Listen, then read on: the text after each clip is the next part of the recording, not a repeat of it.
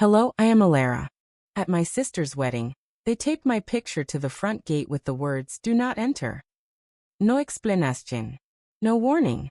Just my face. Crossed out like I was a problem to be handled, not a person to be loved.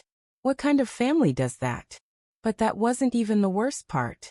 The real wound came later, when they laughed behind closed doors, rewrote history, and handed my love, my effort, my loyalty, to someone else like it belonged to them. I didn't scream. I didn't beg. I pulled one thread and watched the whole thing unravel. But ask yourself this. What kind of silence is powerful enough to break a wedding? It started with an envelope, slipped under my apartment door on a Wednesday morning. Like it didn't want to be seen slipping into my life. The paper was thick, expensive, the kind that pretends to be elegant but feels cold in your hands. Exactly my sister's taste. Inside I saw my name. Except it wasn't my name. It read, Elena Albright, printed under groom's co-worker. A stranger's label where family was supposed to be. No handwriting. No words. Just perfect glossy text. Clean enough to erase me. It took a moment before I understood what it was. An invitation to Isla's wedding. I was the one who found the venue. I called 6 florists when she didn't have time. I lent her money for the deposit. And now I was a misplaced footnote. Added out of obligation, not love. The foil on the card was silver, not gold. The color of compromise. I stood there in the morning light, holding that cold piece of proof in my hand, realizing this was the first time she'd written to me in years, and she hadn't touched a thing. By noon, I put the invitation back on the counter beside the coffee pot. I told myself I was being dramatic. That maybe it was a mistake. But deep down, I knew Isla didn't make mistakes. She made messages. Then Mom called. We're having a wedding brunch. You'll come, right? Isla really wants you there. Wants me there. Code in my family for. Just show up, smile, don't cause trouble. So I said yes. I always did. Sunday morning, I sat outside the Magnolia Room. The kind of cafe where the chairs look like they were arranged by someone who's never actually sat in one. Through the window, I saw Isla sitting with Mom, Aunt Rosalind, and a few of her friends. Magazines, fabric samples, untouched pastries, perfectly staged. I took a breath, fixed my hair in the mirror, and walked in. Alara. Her voice cut across the room. High, polished, hollow. You made it. A quick smile. A flick of her hand toward the last chair, at the end of the table. Not a hug. Not a come sit next to me. Just placement. Iset.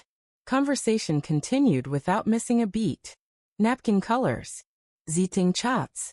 Whether rose gold was overdone and tired for 2025. After 15 minutes I spoke. The gardens at Middleton Place would be gorgeous at sunset. The oaks behind you would look beautiful in photos. The same suggestion I'd given months before, back when she picked up my calls. This time she didn't look up. We're aiming for a professional aesthetic, she said, slicing a strawberry. Not Pinterest ideas. Silence, sharp and sudden. Then a soft chuckle from someone. Aunt Rosalind, probably. I forced a smile. Of course. Wouldn't want to lower the tone. Isla laughed. That light, paper-thin laugh people use when they have no intention of acknowledging the sting. By the time the check came, my coffee sat cold and untouched.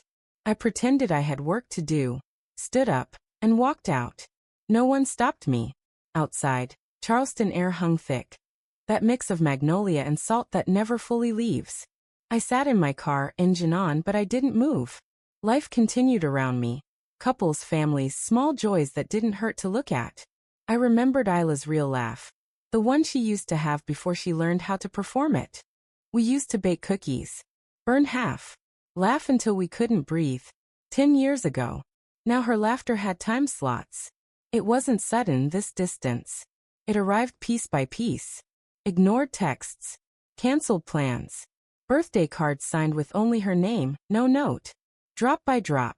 Like water carving stone. I didn't feel like her sister anymore.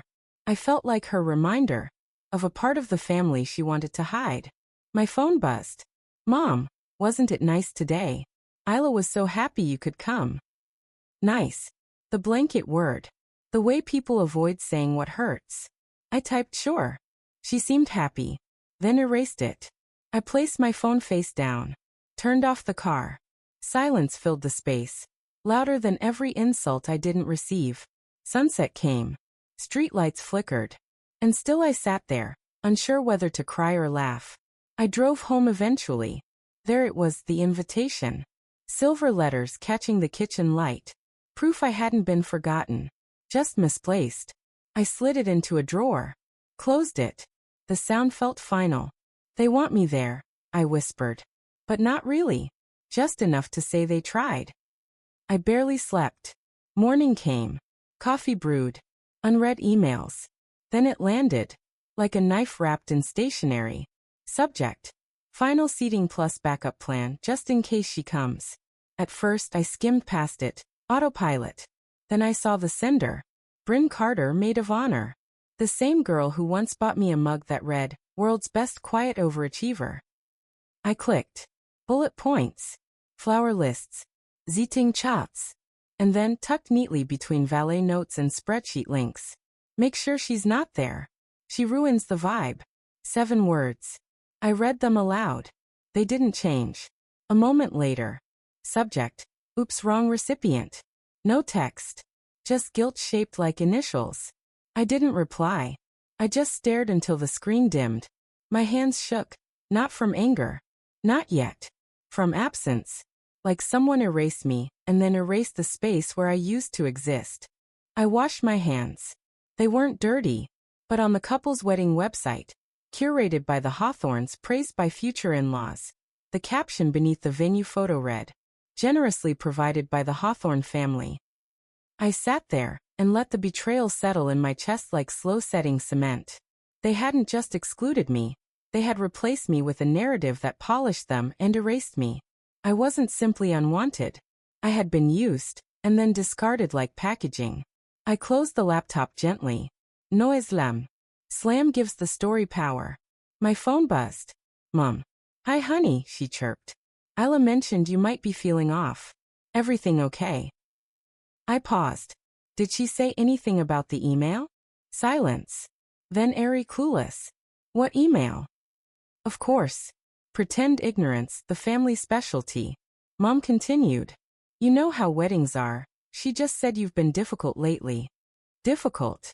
That word always arrives dressed like concern, but it cuts like accusation. Difficult means you stopped shrinking so others could feel tall. It means you stopped being convenient. I'm fine, I said. Just tired. She loves you, sweetheart, Mom rushed. She just shows it differently. I didn't answer. There's only so much love a person can show by stepping on your spine before you call it what it is, cruelty.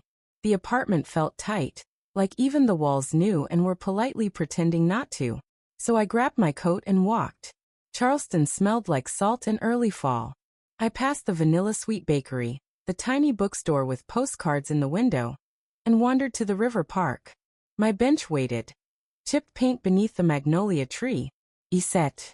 Arms folded. Wind brushing thoughts into sharp corners. A sparrow hopped near my shoes, pecking crumbs with casual confidence. Its tiny certainty hurt. People think betrayal is loud, a scream, a slammed door. But betrayal is quiet. It's a text that never arrives. A bill you pay alone. A spreadsheet that deletes your name. I thought of all the small humiliations over the years. Isla's giggle. You don't really match his family's vibe, but that's okay. Mom always calling me the helper, while Isla was the light. And still, I had poured time, money, effort, forgiveness into them. As if being useful was the price of belonging. All I had done was hand them tools to build a life they didn't want me in. I stood. The sparrow startled and flew away. I didn't blame it. Walking back, the sky dimmed. My apartment greeted me in silence. The drawer holding the invitation pulsed like a bruise. I didn't open it. In the kitchen, I poured water. My reflection in the window met me, older, not destroyed, just altered. They're building a wedding on my back and painting me out of the picture. Saying it once made it real. Then I clicked off the light. They wouldn't hear me scream. But soon they'd hear the silence, and feel its weight. Sleep came in shards. By late morning, sunlight struck the manila folder of Middleton Estate invoices I still needed to drop off. Unfinished business. I showered, pulled my hair back, and took the long waterfront road. The air tasted like salt. Gulls bickered overhead like petty relatives. At the estate gate, the guard nodded like I belonged. I didn't correct him. Inside, history whispered. The lobby was cool marble and quiet wealth. Near the staircase stood a wedding display. Candles, easels, guest book, velvet backdrop, and a huge engagement photo of Isla and her fiancé at sunset. I froze. I knew that light, that moment. I took that picture. His cousin bailed. Isla asked me to step in. We laughed between shots, a fragile second where I thought maybe we were mending. I stepped closer. The photo was breathtaking, perfect golden hour, flawless balance. Except something was missing. Me. I had stood right behind her shoulder. But now the space was gone, cropped, smoothed, erased. Even the strand of her hair that brushed my cheek had been retouched. If you didn't know, you'd never know. But I knew. The shock wasn't explosive. Just a tilt in the room that made me brace against the guest book stand. A staff member approached. Can I help you? I lifted the folder. Invoices for the coordinator. He nodded. I'll take them. No questions. No recognition. Effortless erasure. Polite, practiced. I turned to leave, but paused. A delicate script beneath the photo read. A love story captured by family. Family. Outside, heat pressed down. The porch fan turned uselessly. For a moment, I imagined walking back inside, pointing to the photo, saying, I took that. But some erasures are so precise, so clean, you can't fight them without looking delusional.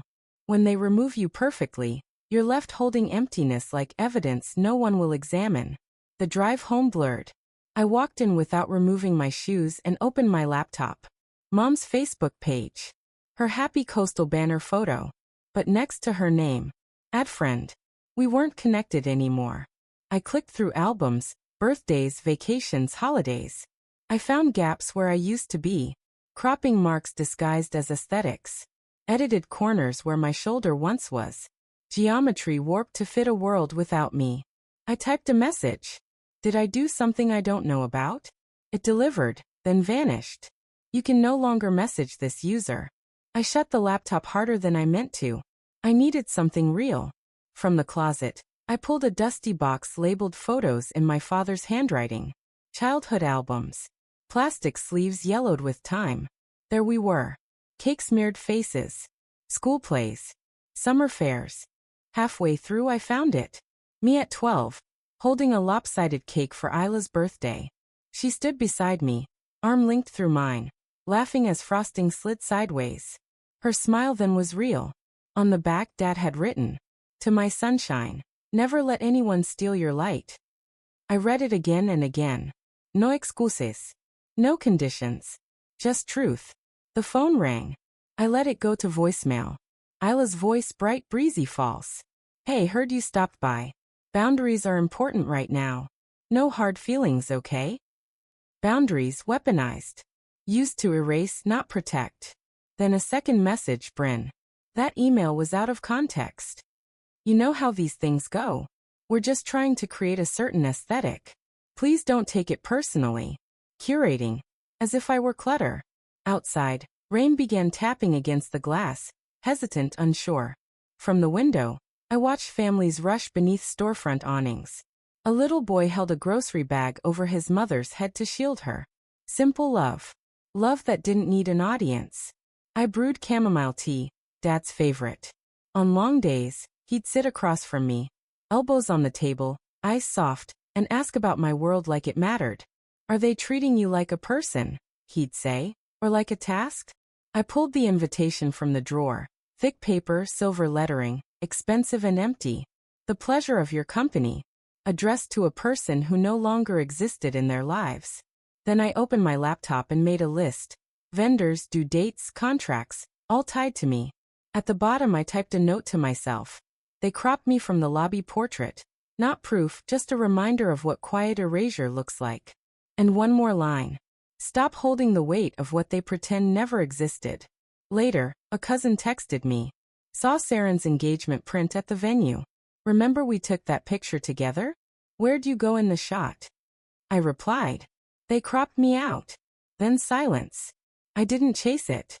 That night I took out the trash, crumpled receipts, wrappers, the rubber band from the invitation. Outside, a neighbor's radio floated a gentle melody into the warm night air. I let the whole song play. It felt like the only kindness the day offered. Inside, the house wasn't peaceful, just settled. The way dust settles in a room you've stopped cleaning. I wasn't furious. Not the kind of fury they expected. It was steadier, a quiet certainty. The print. The voicemail. The photo album's missing corners where my face once lived. But Dad's handwriting had survived it all. Never let anyone steal your light.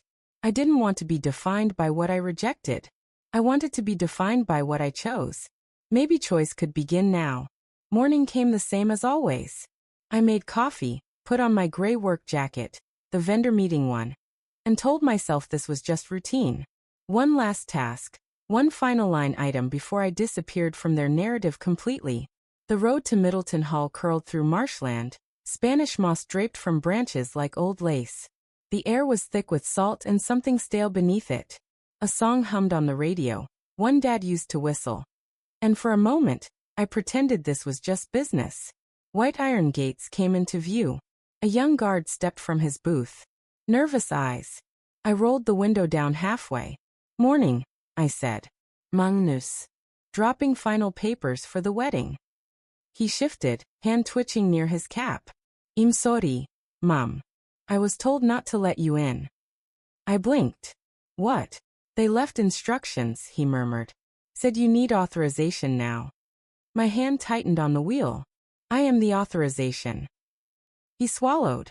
I'm sorry. I'm just doing what I was told. A numb calm settled over me. Show me the note. He pointed at the gatepost. Taped there, a black and white printing of my face. A thick red line slashed through it. Do not enter. The marker strokes were frantic, like someone trying to carve the command into the paper. I stared at my own face, smaller, grainier, weaponized. It didn't feel like anger. It felt like frost. Who put this here? I asked. He stared at the pavement. It was already up. I nodded once. Thank you. I got back in the car. Reversed slowly. Left my own defaced image fluttering in the wind behind me.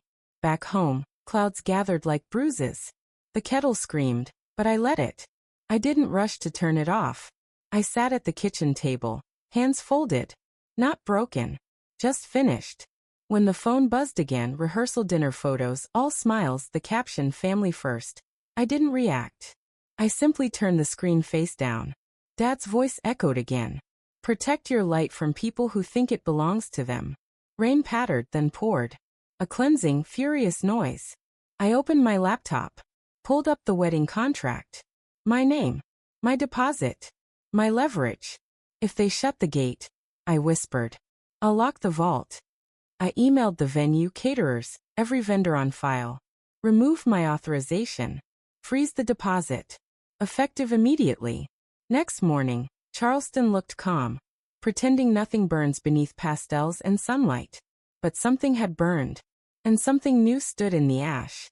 A call came from the venue. Miss Magnus, your cancellation. Is it intentional? Yes. Confirm the deposit freeze. A pause. You sound hurt. I'm just done starring in a story that edits me out. Hours later. Confirmation. $7,000 frozen. Control doesn't always roar. Sometimes it clicks send. By late afternoon, a notification buzzed. Saren posing with a luxury mixer in a pristine kitchen. The same model I bought her months ago. Thanks to the Donnelly family for the amazing gift. My fingers hovered over the comment box. Actually, that was from me. I erased it. Not out of weakness. Out of understanding. You cannot correct people who need you forgotten. I closed the app. Later, at the market, Ruth scanned my lemons and sugar. Making cakes again? She smiled. Always, I said. Someone once told me I had light. She nodded like she knew. Then keep baking. The world needs people who still make things from scratch. At home, I tied my apron, zested lemons, and let the oven warm the kitchen. The rain eased, and so did something inside me. Not forgiveness. Not surrender. Just freedom. The motion settled my thoughts. Here, in flour and sugar and breath, no one could touch me. As the batter streamed into the pan, I thought of everything I'd ever given Saren. Time, silence, money, loyalty. All of it swallowed whole by her world without acknowledgement. No more. While the cake baked, I opened my journal and wrote one line. No one gets to rewrite who gave what. Bold. Final. The timer chimed. The cake emerged golden and firm, steady, like I wanted to be. I filled cupcake liners with the remaining batter. Small versions of the whole. I wouldn't lose pieces again. While they cooled, I poured a small glass of wine. Not celebration, recognition. A quiet ritual marking the shift. A bite. Sweetness, then sharp lemon. Balance earned, not gifted. My phone buzzed. A post. Mom and Saren, arms linked. Caption. Counting down the days. Couldn't be prouder of my girl. No sting this time. Only distance. I finished the cake, washed the plate. A tiny funeral for expectations I no longer carried. 9:37 p.m. Quiet street. Hum of Charleston evenings like a soft thread around me. I wasn't erased. I stepped out of the frame. Morning. Email from the venue. Cancellation finalized. Funds frozen. A polite thank you for professionalism. I replied. Short. Controlled. I took the last lemon cupcake to the porch. Damp morning air. Somewhere across town, a celebration frayed at the edges. And here I sat with peace and power. Let them celebrate on borrowed ground, I whispered. Days passed, still as the pause before thunder. Silence wasn't calm, it was warning. Thursday morning, I dared to believe it might pass. It didn't. My phone buzzed, Jenny from the office. Hey, is this you? A photo. Me outside the venue mid-blink, mid-hurt. Turned into a meme. When you show up uninvited and still ruin the vibe. Watermark. Granger wedding tea. Saren's work. Of course. Jenny again. It's going around the bridal party chat. They said it's inside humor. Inside humor. What people call cruelty when they want applause for it. I typed. Thanks for letting me know, Jenny. I'm so sorry. People are cruel. Cruel was a word. This was calculation.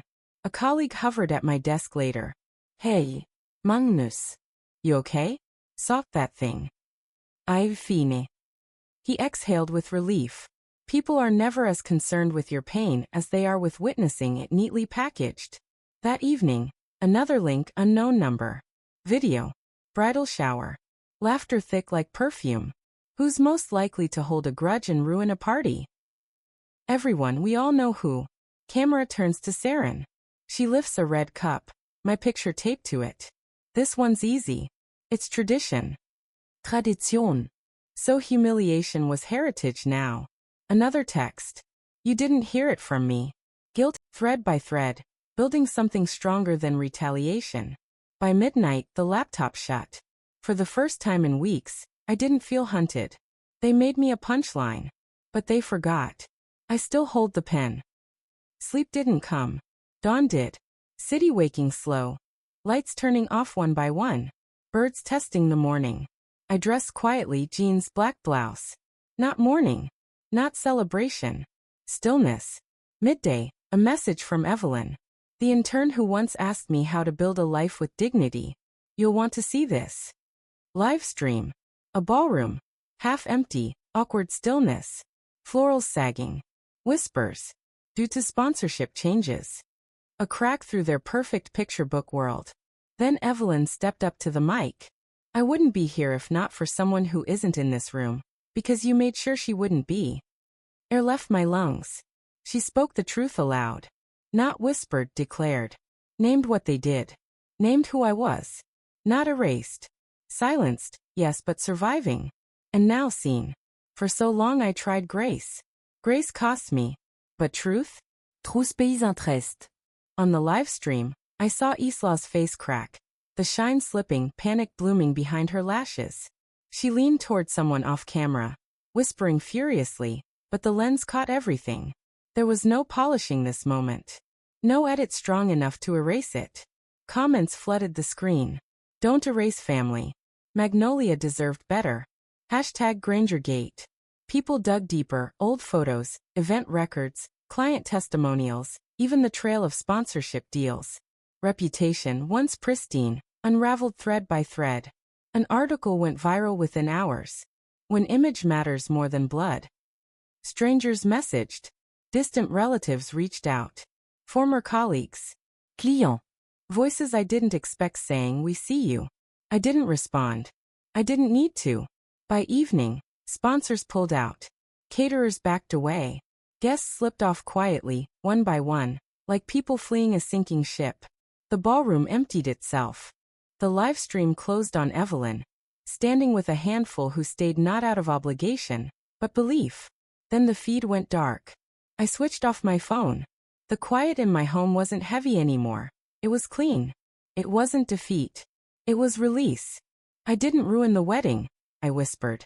They ruined it themselves. Night passed without sleep.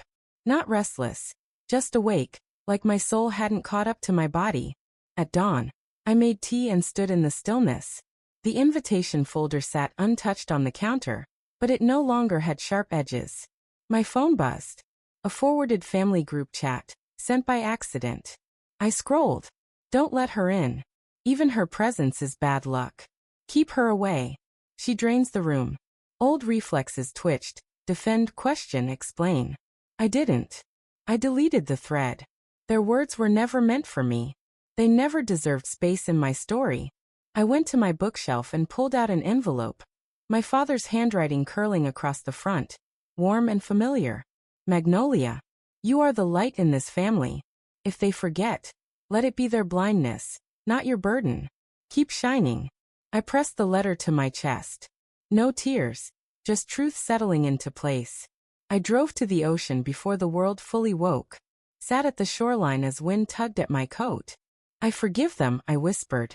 But I won't disappear for them again. Waves answered in thunder. When I came home, sunlight filled the room. I placed my father's letter on the mantel beside an old photo, one where I was still in the frame, and beside his favorite watch.